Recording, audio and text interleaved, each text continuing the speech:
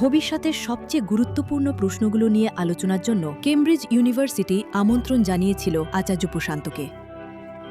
৮০০ বছরেরও বেশি প্রাচীন এক ঐতিহ্য, জ্ঞান চর্চা ও বুদ্ধিবৃত্তিক অনুসন্ধানের অন্যতম শ্রেষ্ঠ কেন্দ্র কেমব্রিজ। এটি এমন এক ঐতিহাসিক মঞ্চ যা বিশ্বের সবচেয়ে প্রভাবশালী ব্যক্তিত্বদের কণ্ঠস্বরকে ধারণ করেছে। তাদের মধ্যে উল্লেখযোগ্য উইনস্টন চার্চিল, থিওডর রুজভেল্ট এবং স্টিফেন হকিং। তাই এটা নতুন করে আরো কিছু করার বিষয় নয়, আর ঠিক এই কারণেই এই 30টা সিওপি সম্মেলন পুরোপুরি ব্যর্থ হয়েছে। আজ বিশ্ব যখন একদিকে যুদ্ধ, জলবায়ু পরিবর্তন আর মানুষের অভ্যন্তরীণ অশান্তি নিয়ে জর্জরিত, ঠিক তখনই কেমব্রিজ ইউনিয়ন আচার্য প্রশান্তকে এক বিশেষ আলোচনার জন্য আহ্বান জানিয়েছিল, যিনি আজ অদ্বৈত বেদান্তের অন্যতম প্রধান এবং শক্তিশালী কণ্ঠস্বর।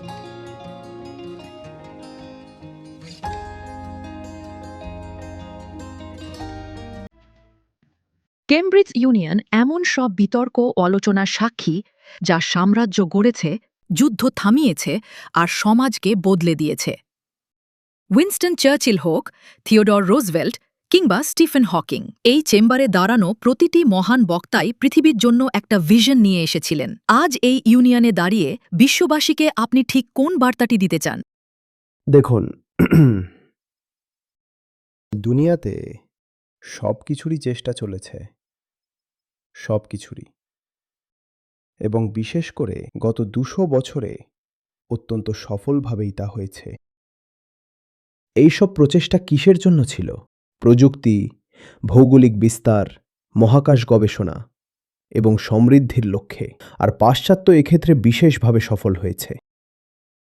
আজ আমরা যে প্রশ্নটি নিয়ে আলোচনা করছিলাম তা হল, আমাদের আর কি করার আছে?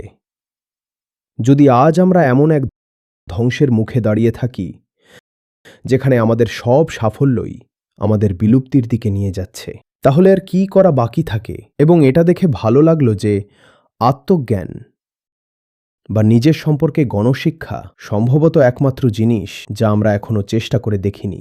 আর সমাধানটা ঠিক এখানেই লুকিয়ে আছে। বাকি যা কিছু আমরা করেছি তা অর্থহীন বা অপ্রয়োজনীয় নয়, তা শুধু যথেষ্ট নয়, তাই না? তাই এই সব কিছু করার পর এখন আমাদের এই প্রশ্নগুলো করায় আরও বেশি জোর দিতে হবে। আমি কে?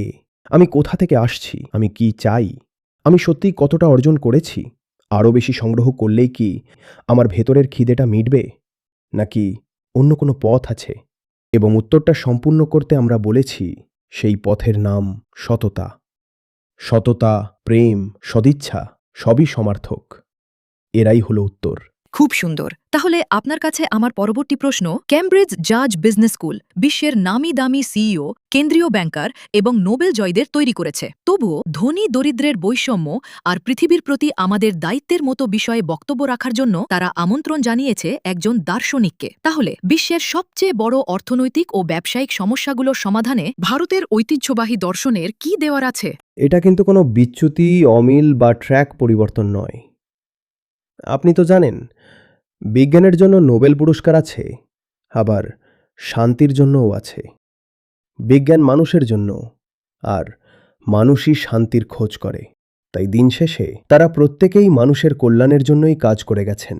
সব নোবেলজয়ী, সব মহান বিজ্ঞানী, চিন্তাবিদ, গবেষক, দার্শনিক আর অনুসন্ধানী, তারা সবাই আসলে একটা জিনিসই চেয়েছেন, মানুষের কল্যাণ।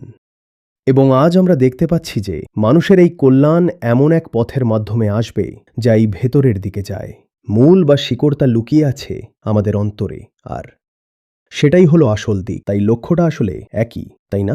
কেউ ওষুধের উন্নতি, ইলেকট্রন নিউট্রন আবিষ্কার কিংবা ডিএনএর গঠন উন্মোচনের মাধ্যমে মানুষের কল্যাণ চেয়েছেন। আমি আজ কেমব্রিজে দাঁড়িয়ে আছি, আর এই সব কিছুই কিন্তু এখানে ঘটেছে, এবং ঠিক একই উদ্দেশ্যে, একই লক্ষ্যের দিকে এগিয়ে যেতে এখন আমাদের নিজেদের দিকে আরও গভীরভাবে তাকাতে হবে। আমরা যদি না জানি যে পছন্দকারী কে, তবে আমাদের সমস্ত পছন্দই অর্থহীন হয়ে যাবে। আমরা যদি না জানি যে আবিষ্কারক কে, তবে সেই আবিষ্কারগুলো কখনোই সঠিক কাজে লাগবে না। আমরা যদি না জানি যে উদ্ভাবক কে, তবে সেই উদ্ভাবনগুলো একদিন ধ্বংসাত্মক হয়ে উঠতে পারে। তাই নজরটা আবার নিজের ওপর ফেরাতে হবে, কারণ এখান থেকেই সবকিছু শুরু, আর এই নিজের জন্যই সবকিছু ঘটে। এটাই শুরু এবং এটাই শেষ, তাই লক্ষ্যটা আসলে একই দিকে। আমি আপনার সাথে পুরোপুরি একমত। কেমব্রিজ বিজ্ঞান ও প্রযুক্তির এক মস্ত বড় কেন্দ্র এবং এখান থেকে অসংখ্য নোবেল জয়ী বেরিয়েছেন। কিন্তু ভারতের বর্তমান তীব্র দাবদাহের কথা মাথায় রেখে আপনার মতে প্রযুক্তি কি এর একমাত্র সমাধান? একেবারেই না, কারণ আজ আমাদের আলোচনায় আমরা এই বিষয়টি নিয়েই কথা বলছিলাম। দেখুন, প্রযুক্তি তৈরি হয়েছে দক্ষতা বা এফিসিয়েন্সি বাড়ানোর জন্য, তাই না? আমার যা আছে তার ন্যূনতম ব্যবহার করে আমি কিভাবে নিজের ইচ্ছামতো আরও বেশি আউটপুট পেতে পারি? প্রযুক্তি মূলত ইনপুট আর আউটপুটের অনুপাত উন্নত করার কাজ করে।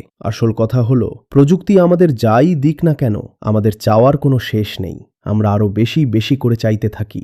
এটা কোনো মুখের কথা নয়, এর পেছনে প্রমাণ আছে, বাস্তব প্রমাণ আছে। আজ আমাদের কাছে যে গাড়িগুলো আছে সেগুলো 70 বা 80-র দশকের গাড়ির তুলনায় অনেক বেশি দক্ষ আর উন্নত।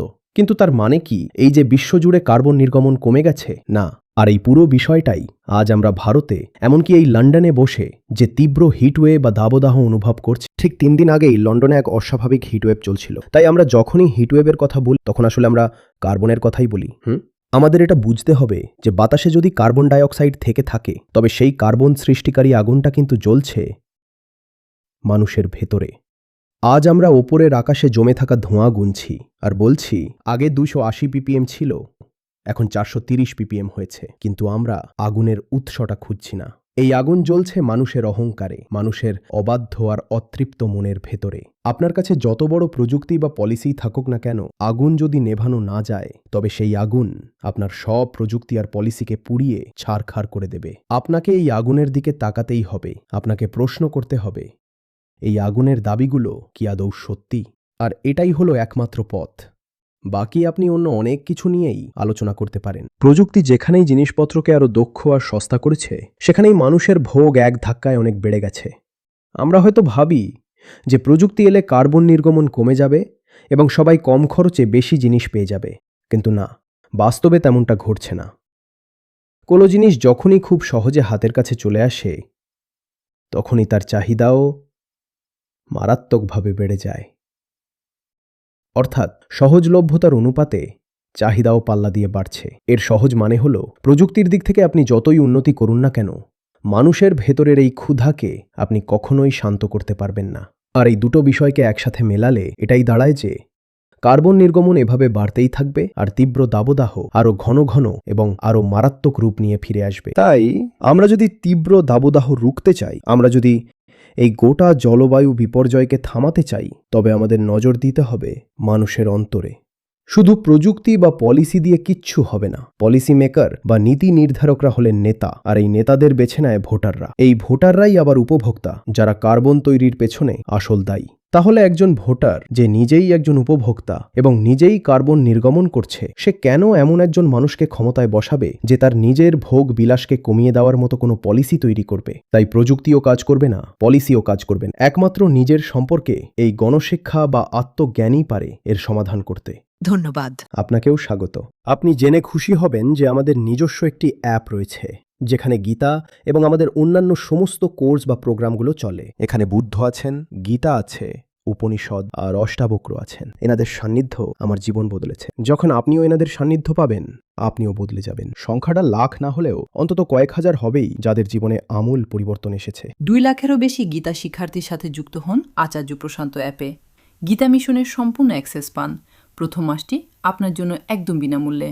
এই অ্যাপে আপনি পাবেন নিয়মিত লাইভ সেশন, প্রতিদিন আচার্য প্রশান্তের বিশেষ জীবনমুখী আলোচনা, গীতা কমিউনিটির সদস্য হওয়ার সুযোগ, গীতা পরীক্ষা, বাছাই করা সংবাদ, অডিও বুকস, অনুপ্রেরণামূলক কোট এবং আরও অনেক কিছু। গুগল প্লে স্টোর বা অ্যাপল অ্যাপ স্টোরে আচার্য প্রশান্ত সার্চ করুন এবং আজই ডাউনলোড করুন।